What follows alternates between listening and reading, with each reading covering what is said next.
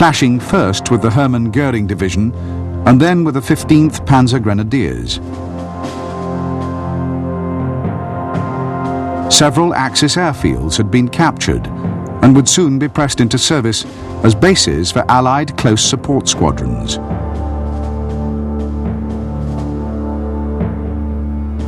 West of Catania, the Germans had established strong defensive positions on either side of Mount Etna. These were held by an improvised battle group, supported by elements of the 1st Parachute Division, which had begun arriving on the 13th.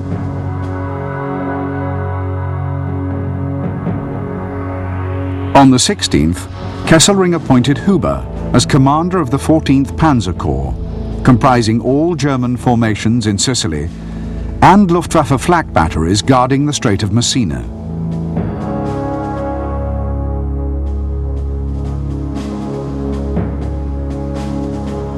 On the same day, he ordered Huber to begin a withdrawal to eastern Sicily and establish a defensive line anchored on the Etna Massif and running from Catania through Troina to San Fratello.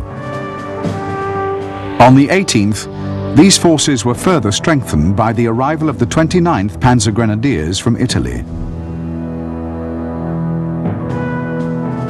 West of Troina, the Axis front line was now held only by weak infantry formations of the Italian 6th Army, and on July the 19th, the Americans launched a major offensive towards the north coast and the town of Palermo.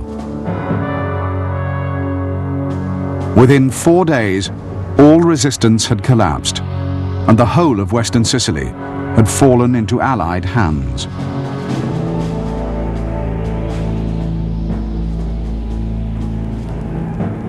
The fall of Palermo was a savage blow to Italian pride, and the first casualty was Mussolini, who was dismissed from office amid public protests and expressions of disgust.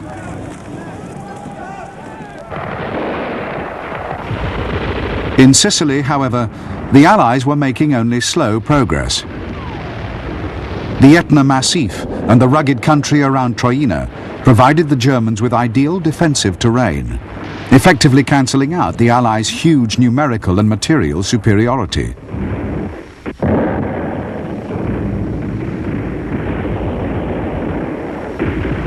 The battle for the Etna line was to be only the first in a series of battles fought in Sicily and Italy, in which the Allies would find their progress severely hindered by a combination of difficult terrain and brilliant German defensive tactics.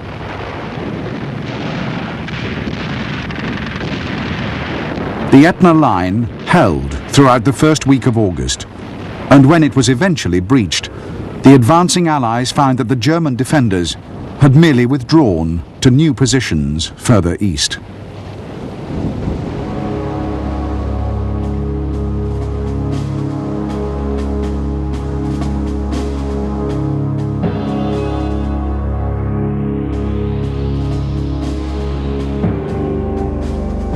When they abandoned the Etna line, the Germans withdrew only a few miles, anchoring their new positions on the town of Cesaro. Simultaneously, they began withdrawing their heavy equipment across the Strait of Messina to the Italian mainland. On August the 10th, the headquarters of the Italian 6th Army was relocated to Reggio, leaving the defense of northeast Sicily to Huber's 14th Panzer Corps. Over the course of the following week, the Germans withdrew steadily and systematically, successfully evacuating more than 40,000 of their own troops, along with 60,000 Italians, from Sicily to Italy.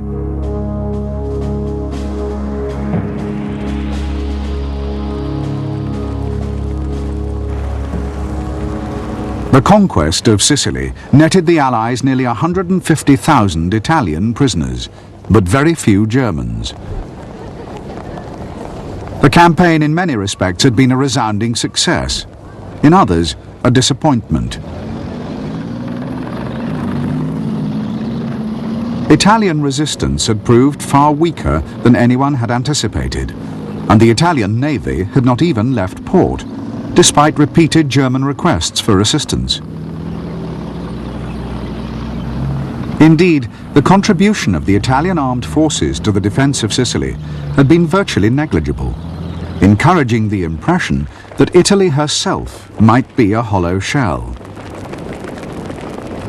But the Allies had suffered heavily at the hands of experienced German formations, who had retained the initiative to the end, conducting a phased retreat and escaping almost unscathed.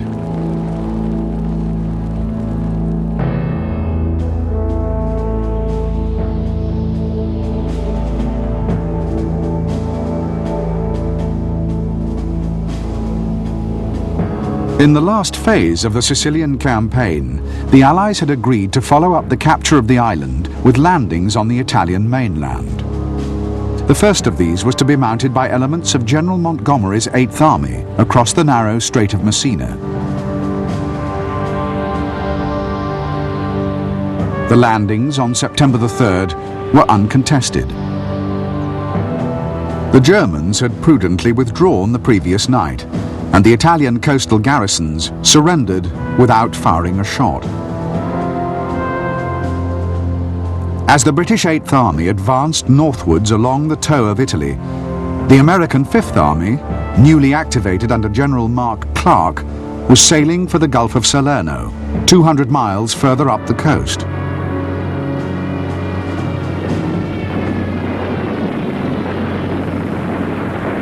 During the voyage, the invasion fleet was attacked intermittently by German bombers, and its progress was clearly being monitored by the Luftwaffe.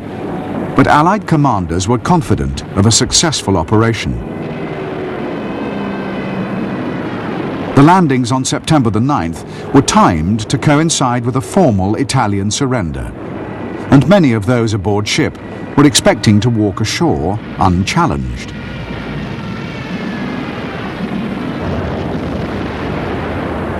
Their confidence was soon to be rudely shaken. When the first assault craft hit the beaches, the invaders suddenly found themselves under heavy fire. In the preceding weeks, Field Marshal Kesselring had deployed elements of 8 German divisions in southern Italy and had moved quickly, seizing control of the country and disarming the Italian army.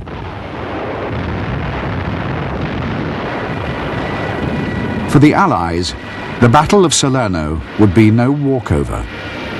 On the first day, the landings were counterattacked savagely, and the fleet was harried by wave after wave of German fighters and bombers.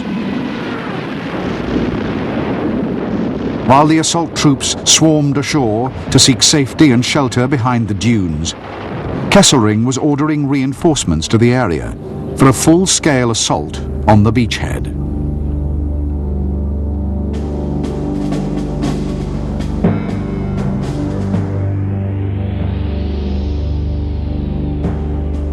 On September the 8th, 1943, the German 10th Army in southern Italy consisted of 8 divisions. 2 of these, the 26th Panzer and 29th Panzer Grenadiers, were withdrawing slowly northwards before the advance of the British 8th Army, and the 1st Parachute Division was deployed near Bari on the Adriatic coast to secure the line of retreat. The 2nd Parachute Division and the 3rd Panzer Grenadiers were in Rome, ready to seize power in the event of an Italian defection. The Hermann Göring Panzer Division and the 15th Panzer Grenadiers were refitting near Naples, leaving only the 16th Panzer Division at Salerno to face the American 5th Army's attack.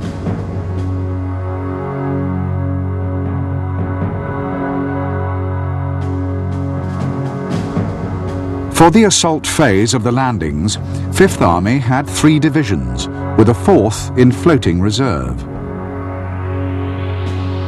Their primary objective was to secure a firm lodgment and then drive north towards Naples, which they expected to enter on the 3rd day.